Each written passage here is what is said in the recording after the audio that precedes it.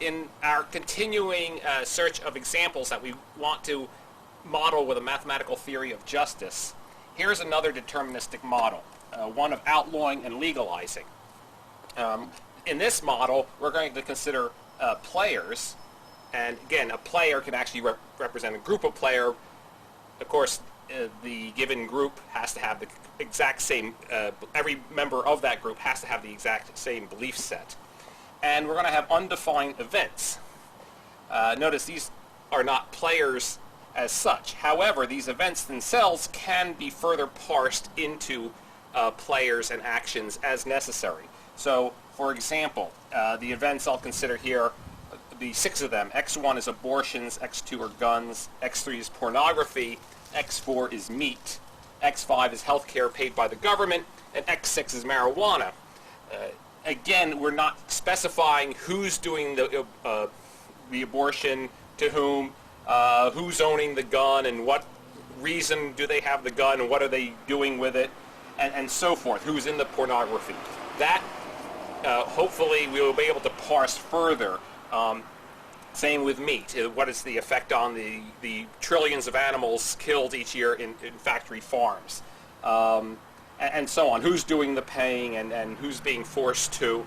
With marijuana, who's doing the growing? Why are they using it?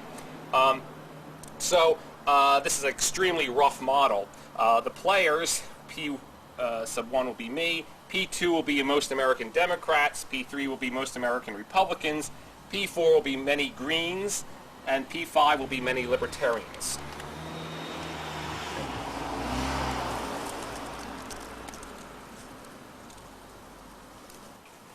So we will use a plus sign to indicate keep or make legal if it's not legal already, and a minus sign, which we'll put in red, to indicate keep or make illegal if not illegal already. So a big point that we're going to have to incorporate into a theory eventually, not here, is that every law ever created by humans is caused by some human player. Okay? So here in this example, we have, again, P1 was me, I think P2 was the most American Democrats, P3 is most Republicans, P4 is many Greens, and P5 is the Libertarians. X1 is abortions, 2 is guns, 3 is porn, 4 is meat, 5 is health, and 6 is pot.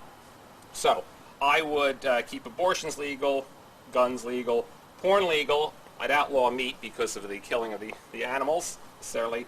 Health care, yes, pot. But, and then the Democrats, they would keep the abortions, probably outlaw guns, the porn. They keep the meat legal. They claim they want the health care. They still keep pot illegal. Republicans still keep the pot illegal. They want to keep the abortions illegal. The guns legal. They want to outlaw porn. Libertarians, they're for... the libertarians are for legalizing everything except the health care paid by the government, and P4 would be the Greens, who would outlaw the guns. They keep abortions legal, they keep porn legal, and unfortunately Greens keep the meat legal. I'm for outlawing it, and they want health care, and they'd make pot legal. But we're going to now put conditionals on this, because now we're going to say for whom should we keep it legal or outlaw based on who wants to outlaw or keep other things legal.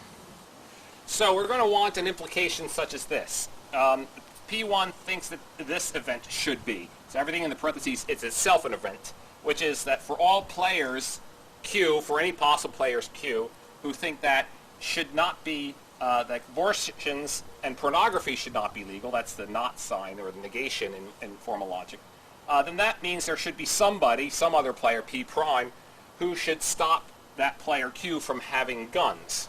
Okay? I haven't figured out exactly how to model causation here. We have to say somebody has to cause or stop them from doing that.